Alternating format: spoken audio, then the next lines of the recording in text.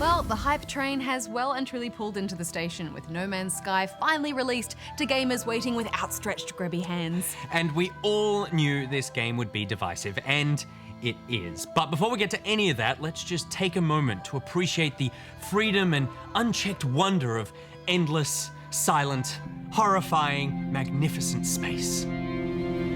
Okay, time to fix my ship. It's time to be here, Nick. Mum was right. Wow, this is a beautiful alien planet. Look at all the resources. Zinc. Where's zinc? Why would a ship need zinc? Did I put it on the nose? This is absolutely stunning. Is that zinc? No. No, that's just a rock. And look at all that zinc. Is that zinc? No. No, that's just kind of the same rock. And it's fixed. Okay, so I need 4 Cartwright sheets. I have the resources, but I don't have enough space to make the sheet. It's working, it's working. Ha, I'm flying. This is so cool.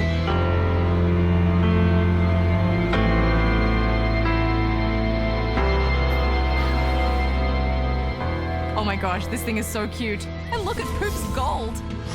Oh, I have been craving contact. Clipper, I will name you Clipper. Come in. No. Clipper, no, what are you doing? No! No! Why are all these huts look the same? Who's making these huts? Is this some cheap outsourced thing? An underground cave. I yearn for death! Is this some kind of jungle planet?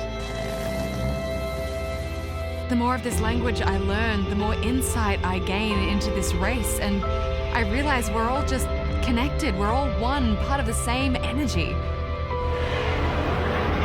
This is incredible. It's completely different than anywhere else I've been. Oh, Mother of God, thank you. What's this? Zinc? Zinc! Ah! Well, at least you had fun. In case you've been living under an iron deposit for the last few years, No Man's Sky is the much anticipated space exploration experience from Hello Games.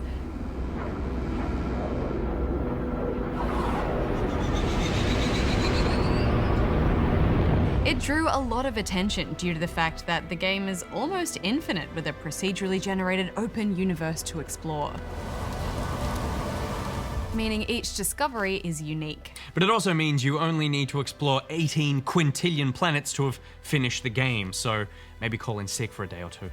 Everyone begins the game in more or less the same way. You have crash landed on a planet, although the planet will be different for everyone, and must set about finding the necessary materials to repair your ship. Technology recharge. And there is very little in the way of a tutorial, which is great. From the moment you begin, the world feels alien and confusing. And it should, because you're dying on a strange planet. And it all adds to that immediate sense of wonder and discovery. Wandering further and further from your ship, repairing your scanner, scanning the environment and learning about the land, wondering what else is out there. That real sense of autonomy you're given is at once empowering. Yeah, and along the way, your scans of flora and fauna will be logged, where you can rename them and earn currency for uploading your discoveries to a database. Units received. Units received. And you'll come across some interesting creatures along your travels.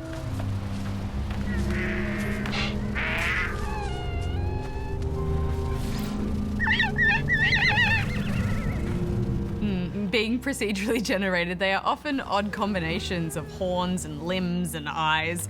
I had this weird rhino child that kept headbutting me at one point. It was super weird.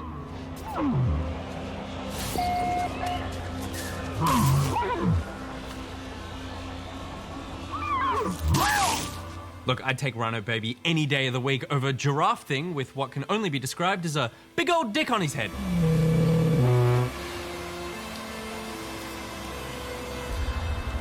You can thank pocket producer Pierreth for that discovery. And for my nightmares. We're actually taking renaming requests for that. I was thinking something along the lines of Unhealthy Harold. Oh, that's not bad. Dick Raff. Oh, yeah? Yeah. Dickius Maximus. That's good. Mr. Peen. Mr. Peen, keep it simple. Mr. Peen I like works. that.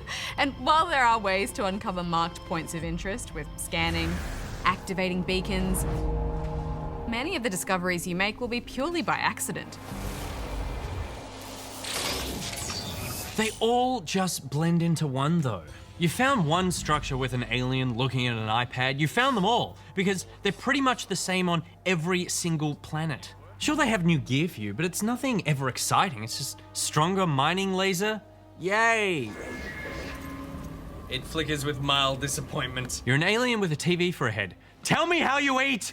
Oh man, I lived for those moments when you feel so freaking alone just traveling from planet to planet, all of which are just so vast and undeveloped that any hint of contact from another life form was just so exciting. And there's mystery as well, since you can only ever catch snatches of the language from the few words you've learned of their tongue. Learning the language is something you can also do by visiting monoliths, which are alien structures filled with knowledge stones. These landmarks were my favourite. It's where the real mystery came in for me. I always sought them out first because learning the language made me feel like a real traveller. Yeah, I guess the alien backstory is pretty good.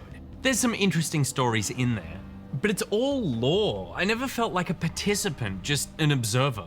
An observer of aliens who just like to sit. Or occasionally shoot me out of the sky. Yeah, and combat is pretty minimal and usually just to be avoided where possible.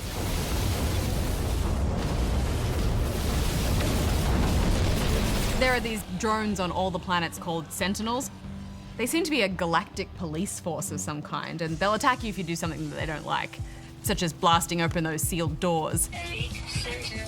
They can be taken out with your mining laser or a weapon if you equip one to your multi-tool though.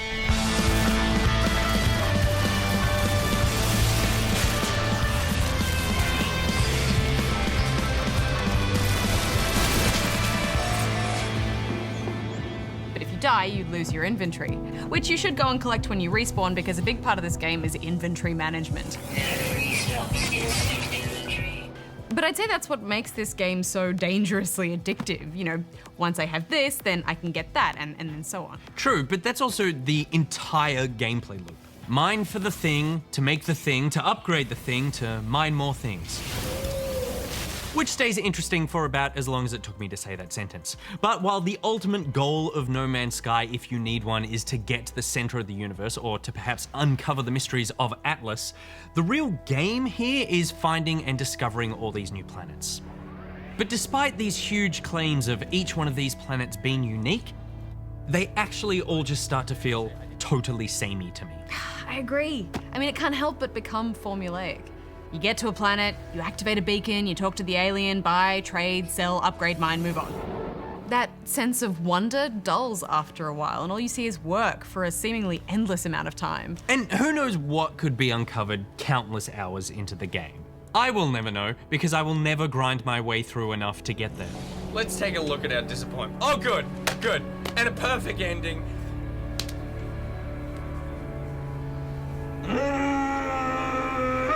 I want to believe there is something truly unique out there, but I just don't think there is. Every single planet I landed on was just a reskin of the one I was on before, and you're on it for 5 minutes and you've seen everything that planet has to offer. It's time to move on. But I do still get a bit of a swell of excitement when I launch myself back into space. That moment still hasn't worn off for me. Yeah, there are certainly some lovely moments. Most animal encounters usually result in the animal either trying to run away or kill you. But I did get close enough to a creature for long enough to feed it, and then like a little puppy it started running around and digging up minerals for me. And I was so excited by that. I thought, this is so cool. But then I was like, is it? Or am I just so starved for some sort of interaction that I'm making this a bigger deal than it really is? I mean, that's the thing, right? The universe is so vast and expansive that any moment of discovery or interaction actually just feels really big because you're so alone for so much of the time.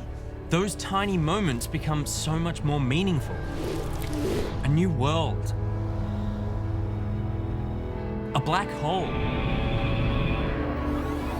A penis giraffe.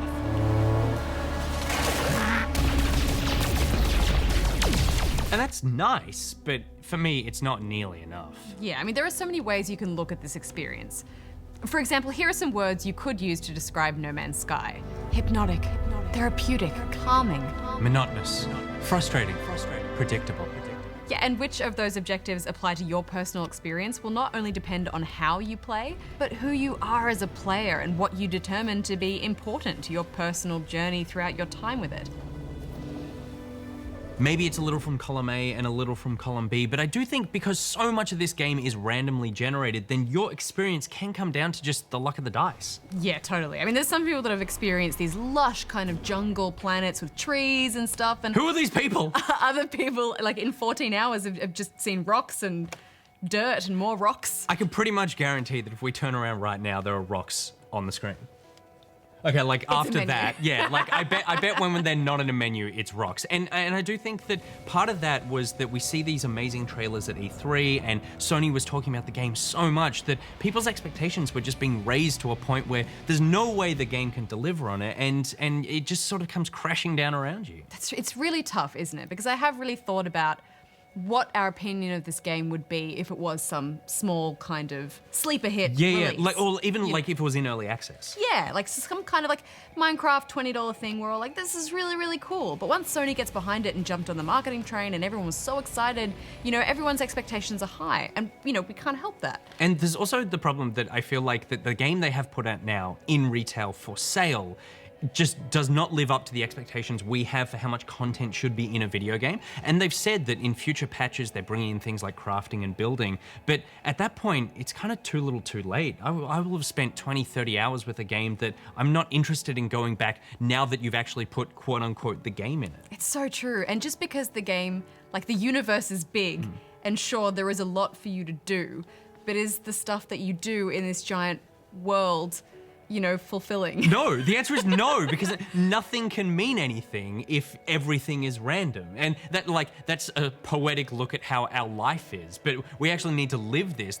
Going to one ecosystem, like on one planet, and you find these species of plants and animals and you go, this is so amazing. But then as soon as you leave there, none of that continues on other worlds. It's not like the next world is an evolution of that one. It's like that was a hub and now you're in another hub and there are just infinite hubs. So why do you care about any of them? Because nothing is permanent. We're all gonna die. Yeah, and I know that a lot of these games, they're like, well, it's about creating your own story and making your own fun, but I don't walk away from that experience feeling like I've been enriched in any way. And at least try and put a little bit of fun in there. What's your own story? It's not a story, it's a to-do list. Yeah, no bueno. In the end, this is one of those games that's so difficult to score because underneath it all, it's still a technical marvel. Yeah, have we ever seen anything like this before? No. And I don't want to take that away from Hello Games. The way they incorporate loading like it's part of the traveling and the algorithms they use to generate everything. It's a huge feat of engineering. Absolutely, but that said, in spite of it feeling so addictive, the urge to keep going, to keep upgrading, to see what might be around the next corner in the next star system, after each long session of playing this, I kind of just felt like I'd wasted a huge chunk of my life. But that makes sense because the game is at its best when you feel like you can discover absolutely anything. But at the end of the day, you realize you probably won't. You're just gonna discover a slightly different rock. So I'm gonna give it a 2. Yeah, I mean, it is an incredible feat of game design, and I know that many people will be utterly spellbound by this, but for me, it just wasn't enough. I'm giving it 2.5. We're sorry, Sean.